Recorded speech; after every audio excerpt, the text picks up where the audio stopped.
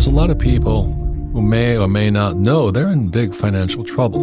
And my concern is today there's a lot of people, maybe they're not rich, but they're going to go broke. But let me give you my background on this whole thing about why we're in this crisis. 1974, I was just getting out of the Marine Corps. I was stationed in Hawaii at Kaneohe Bay Marine Corps Air Station, and I was looking for a job. So I went and I got a job with the Xerox Corporation, not because I love Xerox machines, but I had to learn how to sell.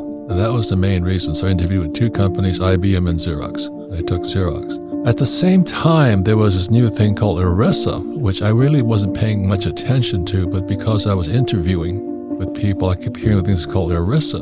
And ERISA stands for Employee Retirement Income Security Act. And every time they say the governments tell you they're going to secure your retirement, you know it's toast. I mean, I don't trust my government as far as I can throw it, and you can't throw it anywhere. So ERISA then led to this thing called the 401k. So over the next couple of years, like say 74 to like 78, I saw this exodus of school teachers leaving the profession, because my whole family of school teachers, and they were becoming financial planners. It sounded good, like they were experts and all this.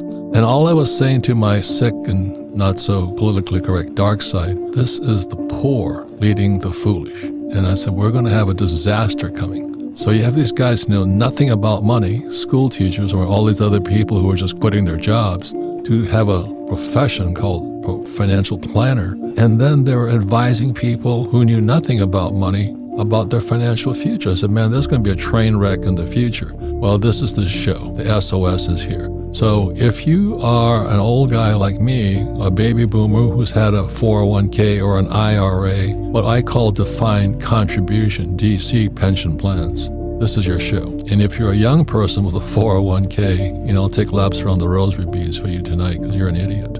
So this is what this show is about, because you might be in financial trouble, your parents or your grandparents might be in severe financial trouble today, because that 1974 Act, the ERISA Act, which led to the 401k and these IRAs and Roth IRAs, was specially designed for people who want to be told what to do. Go to school, get a job.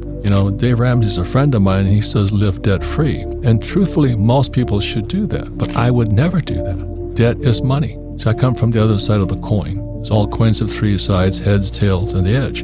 So on the other side of the coin is Dave Ramsey saying live debt-free, and most people should because they don't know how to handle debt. On the other side of the coin is I went to school to learn how to handle debt, how to raise capital using other people's money.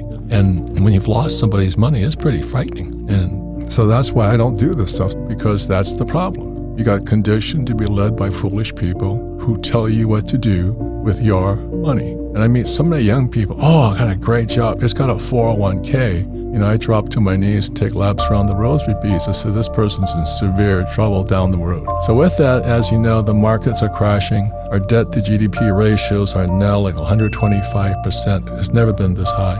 We're the biggest debtor nation in the world, and people are in trouble. I don't really know what's going to happen, but something has to give. You just cannot keep printing money to solve financial problems. But if you awaken your financial genius, greed is good. I mean, getting rich is fun. It's the most fun game I play. And the reason I like it is because markets go up and markets go down. It's like life. And it's just real life. But most people, so awaken your financial genius and take control of your financial future. So that's what happened for me, was that when having a rich dad and a poor dad, I saw my poor dad, a PhD from Stanford and Chicago and University in Northwestern.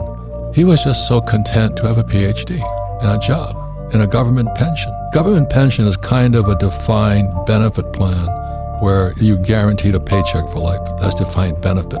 And that's why so many people are government employees, which is why our government's going broke. And all these people who get a government job for the defined benefit pension plan. We all know that. We know you're cowards. And, you just want to be told what to do and have somebody take care of you, give you a bottle of milk, which is no baby formula in it, unfortunately, but you're sucking on the nipple of the government, and the government's broke. That's a defined benefit pension plan. And then in 1974, they shuffled off to Buffalo all the baby boomers into defined contribution, which meant you had to contribute to it. And if it was there when you retired, good luck. You were lucky. But if it's not there, and that's what we're saying with this SOS show, it might not be there.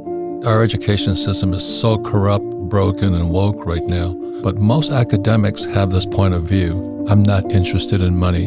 You know, there's a self-righteous, stupid, underlying attitude, because I grew up with them. I'm not interested in money. I'm just going to do a good job for the kids because my whole life is dedicated to the kids. Well, why don't you educate them about money? Well, because I'm not interested in money. And there's this underlying mantra I've heard in so many people who are government employees. I'm just not interested in money. It's the biggest bunch of crap I've ever heard, because they're the first guys that fight when you take their paycheck away, and they'll sell their soul for their paycheck. But given the state of the economy, the stock market, and our brilliant leadership under Biden and Kamala, the border Harris czar, the war in Ukraine and inflation going through the roof and Elon Musk laying off 10% of his workforce, we're talking about what you can do now given the state of the economy. And if you're praying for your retirement, they'll say you're 65, you might be in serious trouble. I think in the baby boom generation, they're out of time. There's a very big difference because time is a big factor in this whole thing. So it's good. The crypto guys are learning it early. But the problem with our generation, my generation, was we came of age around, let's say, 1970. Nixon took the dollar off the gold standard, and all we knew was a boom economy. Even right after 2008, they just printed more money and it kept booming. But that's why I said our debt to GDP is now 125%. It means for every dollar we bring in, we're spending, we can't cover it. Our tax dollars can't cover it. So they keep borrowing more money. Not really borrowing more money, but kind of propping the market up. Yeah. And now we're at the end of the line.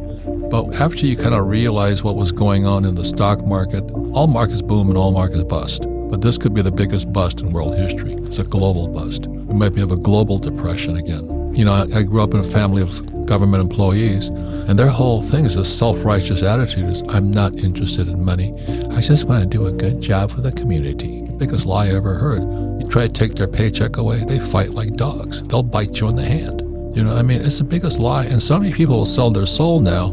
They'll do anything to keep that job. But they're not interested in money because money is the root of all evil, you know. And that's what I hear going on all the time. So anyway, let's start this whole thing off is when financial planners became the fad new profession, you know, every school teacher, not every, but, you know, they were just leaving in droves. Poor leading the blind. It's just shocking what's happened. Our problem is education. I mean, it's so hardcore Marxist right now. That is the communist game plan. It has always been to invade higher education. So in 1930, the Frankfurt School sent teachers to Columbia University in New York, and that's when the student protests began. And America became communist through our education system. I'm making more money than ever before today, but because I am a proactive investor. I was just saying to John, I just sold 2 properties that we made quite a bit of money on. And he said, where do you put your money? Well, you put it in cash. I bought Wagyu bulls, you know, breeding bulls. This is a Japanese breeding bull, which I always wanted to be, but never got there. But anyway, I'm in the food business now. And I'm in the oil business, and not stock business. I don't trust stocks or bonds. I never have. I don't have any. Well, I do have some, but they're companies I took public. But I am proactive, and most people, like you say, want to be told what to do. So I write about what I do in all my books. There's a difference there. So I just said, just recently I